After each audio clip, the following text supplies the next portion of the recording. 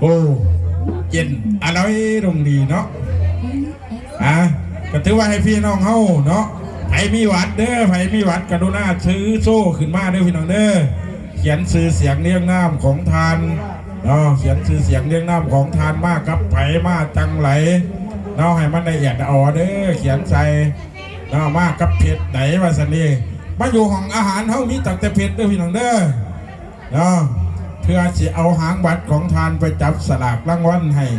เนาะเพื่อจะได้ของรางวัลกลับบ้านว่าสันนี่เนาะจะได้รางวัลอีหยังก็แล้วแต่ด้วยพี่น้องเด้อผู้ใดโศกใดหมานเนาะของรางวัลฮัตเต็มอายะอยู่ทั้งนี้เด้อทั้งหน้าเวทีเนาะอาจจะของเสียงเพลงเด้งดึงเพื่อนได้ซ้อมมาอยู่บ่ดีเนาะหลงระบจักเชิญทั้งหน้าด้วยน้องเด้อเนาะนางห้องยิ่งเฮาเนาะนางห้องยิ่งอีกคนหนึ่งก็ยังติดธุระวันสดีเนาะครอบครัวเงินชาติเฮาบ่ได้ว่ากันผู้ไหนมีพรสวรรค์เด้อทั้งเมป่าใหญ่ข่อยทั้งปน้อยเนาะเดินทางมาจากท่าแจงเพิ่นก็มีพรสวรรค์ทั้งด้านเสียงเพลงเพราะว่าเป็นเจ้าของวงเด้เนาะเพิ่นก็เป็นเจ้าของวงดนตรีคือกันเด้มื้อนี้ถือว่าข้าพเจ้าในนามเป็นเกียรติต่างนายทั้งคณะบริษัทเด้อเชิญพี่เชิญน้องเขาร่วมรับประทานอาหารค่ำในค่ำคืนนี้เนาะเพื่อเป็นการหนึ่งแต่ตอนหับทันล่องเพื่อนมาเหยียบมายาบจากฝั่งประเทศไทยเนาะสองมาแล้วตอนหับพี่น้องทั้งสมาคมมาเด้อทั้งสมาคมพัดสกูลาวนะสามารถแล้วตอนหับพี่น้องผู้ที่ได้หับไปย่องย่อหับไปประกาศที่เฮียนจบสั้นมาซะเด้เนาะแล้วหับ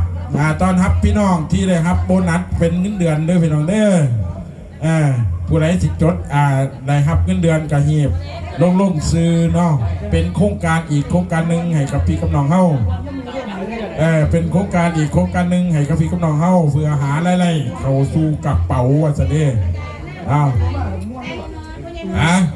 ถือว่ามาถึงเด้อพี่น้องเฮา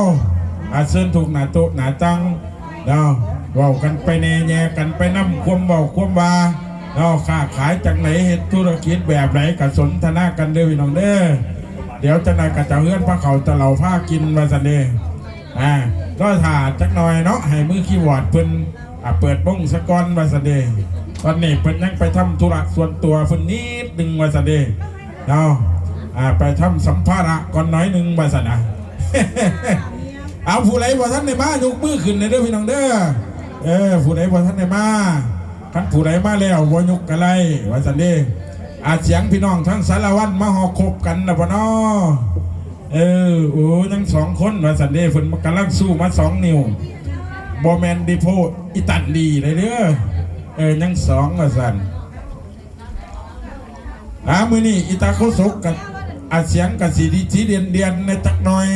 เนาะเพราะว่าเพิ่นมีแนวห้องทองโอ้ยเ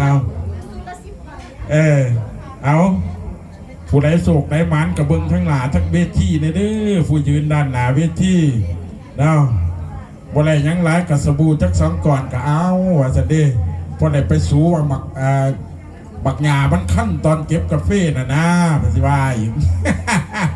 โอ้ยเว้าหยอกซื่อๆผู้นักโคตรตื่นยุบโลดเอาพ่อใหญ่บ้านทั้งรักที่6เฮาก็ฮอดเด้อบาดนี้หาสถานที่เด้อพ่อเด้อขอบใจมาร่วมงานน้ำผูกลูกโบราณเพิ่นเป็นผู้ใหญ่บ้านบ่ได้เป็นขู่เป็นคนดอกเนาะเป็นผู้ใหญ่บ้านก็ถือว่าบ่หยอกบ่ใหญ่เด้อเพิ่นบ่ควบมวลควบซื่นในงานเฮาคืนนี้อาจารย์บุญมีหลวงหวังเห็นหยังกันทายฮู้บ่ทายกับทายมันเห็นทั้งนี้เด้อทายให้มันเห็นทั้งผู้ปากผู้เว้าแน่ว่าซั่นเรายืนข้างยากเยอะซะเดียวที่ยังที่ทายหูปติดอยู่สิว่าอีกที่ว่าให้พี่น้องเฮามื้อนี้ตอนนับพี่ตอนน้ำน้องเด้อหลังจากเฮาห่างหายไปรถเติบเนาะ เนื่องจากว่าทั้งเฮาก็มีเนาะตามประเพณีของประเพณีเนาะเฮาก็ยังค่าอยู่ทั้งงานทั้งการเพิ่นบัดนี้เพิ่นเลิกแล้วเนาะบิดวาระของเพิ่นแล้วเป็นวาระของเฮาว่านี่เพราะว่าสถานที่เพิ่นกะอะไรอำนวยให้เฮาแล้วเนาะผู้ไหลพอท่านมีใบผู้ปองเด้อพี่น้องเด้อใบผู้ปองจับรางวัลเด้อเนาะติดต่อกับแม่ทีมของทานสิจับแบบไหนสิหุกแบบไหนเนาะสิยุ่มแบบไหนก็แล้วแต่เด้อพี่น้องเด้อผู้ไหลมีหลายผู้ไหลมีใบคูปองหลายเลยเปรียบเด้อพี่น้องเด้อ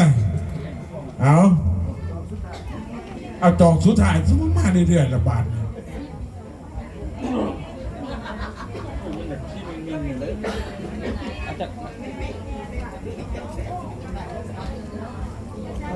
เดี๋ยวพี่นายเนี่ยจะเรียกหน่อยเนาะมาเพิ่มแล้วก็ที่ติดต่อตอนนี้มันเกิดงานโดยนอกแล้วก็มัดสรุปเลยมันจะบอกว่าอาจารย์ดิแล้วสรุปคือเราจะเข้ามาหมอกฝ่ายพวกการเงินเดือนโดยฉันจะมาสรุปแล้วเนาะมันเหตุกับชื่อมาสรุปจะเรียกชื่อครับเพราะว่าที่เอาใส่ไป3 โบกว่าสัตว์โอ้ยขันโบเบาก็บ่ได้หัวเนาะขันบอกเอาผัวกันยังโสดนี่แหละเมนบ่อาจารย์กอกแก้วขันโบเบาก็บ่ได้หัวขันบ่เอาผัวกันยังโสดนี่ละข่อยก็ได้โอ้ยเนาะถือว่าสำคัญในกินดองเด้อพี่น้องเด้อสำห้องในกินเหล่าวันสะดีจังผู้เบานี่แหละซ้ำห้องเรื่อยๆนี่ได้กินแต่เหล่าเนาะล้างถ้วยล้างจานมันต้องใส่ซันไล่เด้อพี่น้องเด้อคันล่างหัวใจมันต้องใส่สุราว่าสันโอ้ยเนาะควบปากควบเบาควบวากันเลยคันบันบอล3 ขั้นกินเบียร์เบิดเป็นร่างไม้กันยังพังคือเกาเด้หัวใจก็ได้มื้อนี้ไผสิมวนสิเสื่อมสิโศกสิหมานเด้อโดยเฉพาะกับเป็นเสียงเพลงเนาะได้หับรางวัลก็ว่ากันไปเด้อมื้อนี้พัชโกเล่าเฮาเนาะผู้ใดมีโปรละชื่อระบบโปรหันเจ้าของสิเป็นโปรไปเที่ยวคำสนดว่าซั่นไผมีแล้วล่ะโปรไปคำสนดยกมือมื้อนี้ทั้งท่านประธานเพิ่นสิให้โปรเด้อพี่น้องเด้อไปเที่ยวอีสานเหนือว่าซั่น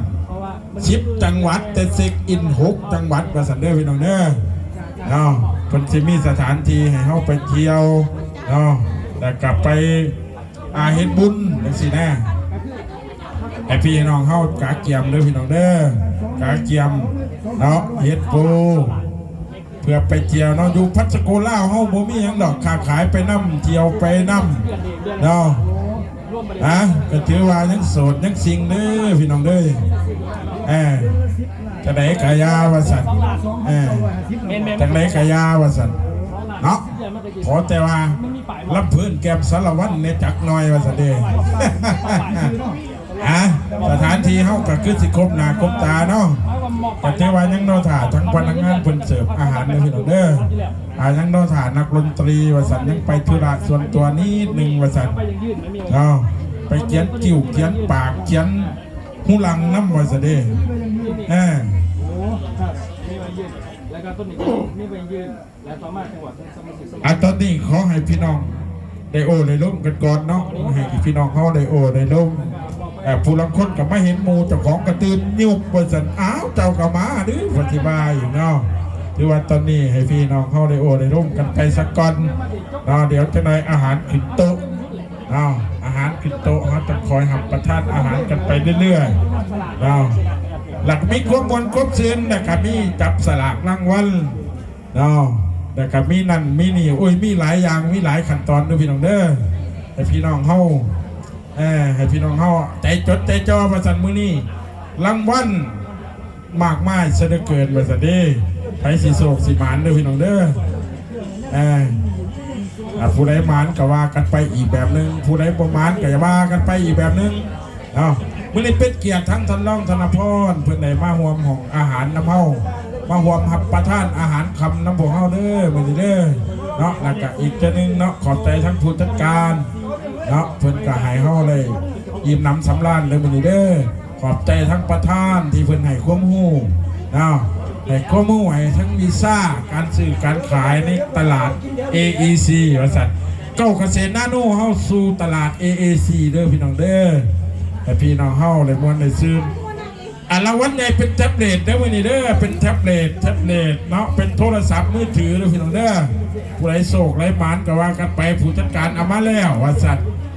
ทักเครื่องล่ะ2บ่เครื่องหนึ่งแต่กันนาฬิกาเด้อ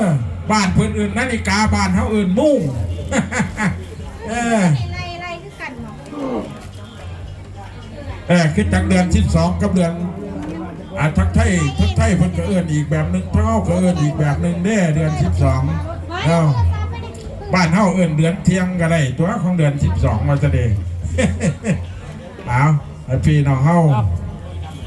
ถือว่าให้มวลให้ชื่นเด้อไฟสิมานไฟสิโศกไฟสิมานและการรางวัลที่ว่าเป็นกระเป๋าเป็น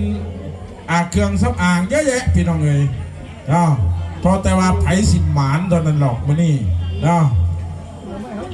อันนี้โมเมนต์ซื้อเลข6ตัวเด้อพี่น้องเด้ออันนี้จับสลากผู้ไหนหมานกับผู้นั้นไล่เนาะคัดซื้อเลข6ตัวยังมีความเสี่ยงอยู่คือประธานละว่าเนี่ยเฮาก็ยังซื้อว่าซั่นเด้เนาะอันนี้ขอแต่เฮามีใบคูปองด้วยพี่น้องเด้อเพื่อมาเสี่ยงน้ำมูเนาะเพื่อสิได้แจ็บเรทราคากับโมเมนต์ธรรมดาเด้อแต่นาฬิกาเพิ่น6,500 บาทพุ่นเด้อนาฬิกา6,500 บาทพอลูกปันข่อยอยู่ใส่เนาะแว่น100โลลาเอาไปจิ้มอยู่ทะเลพุ่นมาซั่น โอ้ยบ่ตักสิว่าเนาะลุงเนาะหรือว่าให้พี่น้องเฮาได้วันได้ชื่นเด้อครับขึ้นนี่เนาะได้ว่าได้โอ้ได้ร่วมกันมาซะเด้แต่ไหนก็แล้วแต่เด้อทั้งเฮามีงานตอนรับเด้อพี่น้องที่ได้ไว้ย่องย่อเด้อมื้อนี้ทั้งท่านรองเพิ่นสิมอบให้ว่าพี่น้องเฮาสแวบไหลว่าซั่น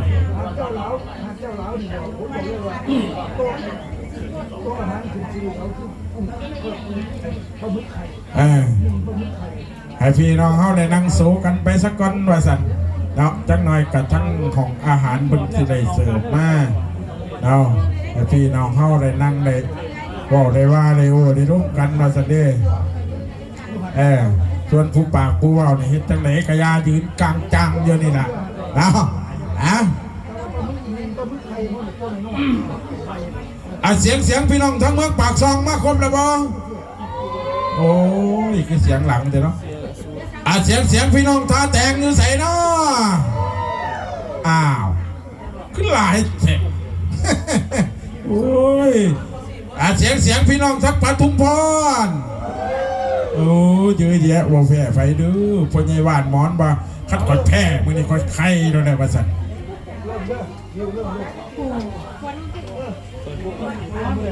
ส่วนผู้ปากผู้เราก็สิซึ้นเฮ็ดเส้นพี่น้องสำนีเด้อให้ทั้งคณะวงดนตรีเพิ่นได้ยกย่อคู่แล้วก็ให้พี่น้องเฮาได้ฟังเพลงขับกล่อมบรรยากาศไปเรื่อยๆจนหอดเวลานาทีสุดท้ายในค่ำคืนนี้เราให้พี่น้องเฮาได้มวนได้ซื่นได้บอกได้ว่าได้โอ้ได้ร่มเอาตัวมือสดๆเลยนักดนตรีพี่น้องเอาเพิ่นยกย่อคู่ซะก่อนมาซะเด้